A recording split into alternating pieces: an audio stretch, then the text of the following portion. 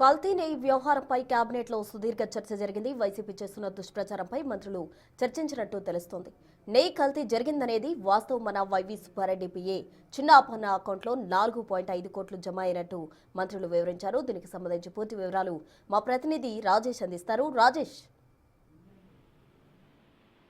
దాదాపు 35 ఎజెండా అంశాలు ముగిసిన తర్వాత ఈ రోజు మంత్రులతో సుదీర్ఘంగా ముఖ్యమంత్రి చంద్రబాబు నాయుడు భేటీ అయ్యారు. పలు కీలక అంశాల మీద కేబినెట్ అయిన తర్వాత మాట్లాడినటువంటి నేపథ్యం, దానిలో ప్రధానంగా కల్తీ నెయ్యికి సంబంధించినటువంటి 6 ఇచ్చినటువంటి నివేదిక పైన వైసీపీ చేస్తున్నటువంటి దుష్ప్రచారం మీద సుదీర్ఘంగా మంత్రులతో ఈ సందర్భంగా చంద్రబాబు మాట్లాడారు. కావాలనే వైసీపీ కల్తీ నెయ్యికి అంటే గతంలో 5 ఏళ్లు అధికారుల నుండి కల్తీ నెయ్యికి పాల్పడినటువంటి వైసీపీ మళ్ళీ ఇప్పుడు ఆ వ్యాఖ్యల్ని ఆ అంశాన్ని సమర్థించుకుంటుందంటూ చంద్రబాబు వద్ద మంత్రులు ప్రస్తావించారు. వైసీపీ హయాంలోనే కల్తీ జరిగిందనేది యథార్థం అంటూ ఈ సందర్భంగా అధికారులు కూడా చెప్పినటువంటి నేపథ్యం. దానిలో భాగంగానే మాజీ టీటీడీ చైర్మన్ ఉన్నటువంటి YV Subbareddy PA Chinnappaiah account లో అప్పన్న అకౌంట్ దాదాపు 4.5 కోట్లు జమ అయ్యన్న విషయాన్ని ఈ సందర్భంగా మంత్రులు ముఖ్యమంత్రి వద్ద ప్రస్తావించారు. అసలు డైరీలకి అంత సామర్థ్యం ఉండదు, కానీ ఆ డైరీలు నెయ్యిని సరఫరా చేశారంటూ వైసీపీ చెప్పుకొచ్చే ప్రయత్నం చేసింది. ఖచ్చితంగా సిబిఐ అధికారులతో కూడినటువంటి సిట్టు నివేదిక వచ్చిన తర్వాత పూర్తి వాస్తవాలు వెలుగులోకి వస్తాయని ముఖ్యమంత్రి చంద్రబాబు ఈ సందర్భంగా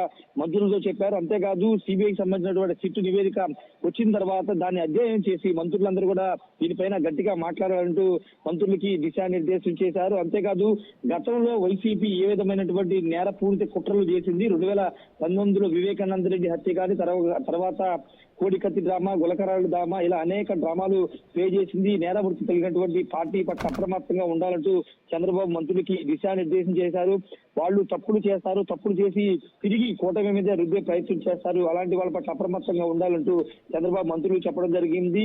ఆ సిట్టులో అంటే సిట్టు వేసినటువంటి తర్వాత సిట్టుకు సంబంధించిన అంశం జరిగిన తర్వాత టీటీడీ మాజీ చైర్మన్ వైవి సుబ్బారెడ్డి తన పేరు తొలగించాలంటూ సుప్రీంకోర్టును కూడా ఆశ్రయించిన అంశాన్ని ఈ రోజు సందర్భంగా మంత్రులు ముఖ్యమంత్రి వద్ద ప్రస్తావించారు. ఖచ్చితంగా సిట్టు నివేదిక వచ్చిన తర్వాత పూర్తి స్థాయి అధ్యయనం చేసిన దానిపైన మంత్రులందరూ కూడా గట్టి కౌంటర్ ఇవ్వాలని చెప్పారు. అంతేకాదు మంత్రులందరూ కూడా వైసీపీ చేస్తున్నటువంటి కుట్రలపైన అప్రమత్తంగా ఉండాలి, ఎవరు ట్రాప్ లో పడొద్దు, ప్రతి అంశాన్ని ప్రజలకు అర్థమయ్యేలా వివరించాలి, వైసీపీ చేస్తున్న దుష్ప్రచారం పైన ప్రజలకు అర్థమయ్యేలా చెప్పాలంటూ కూడా ముఖ్యమంత్రి దిశానిర్దేశం చేశారు.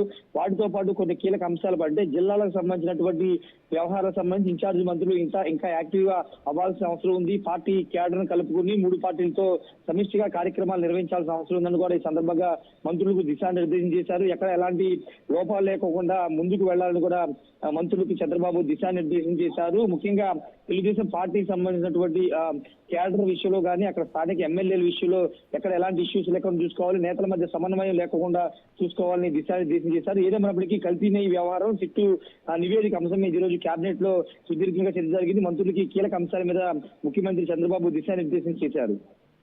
Right Rajesh, thank you.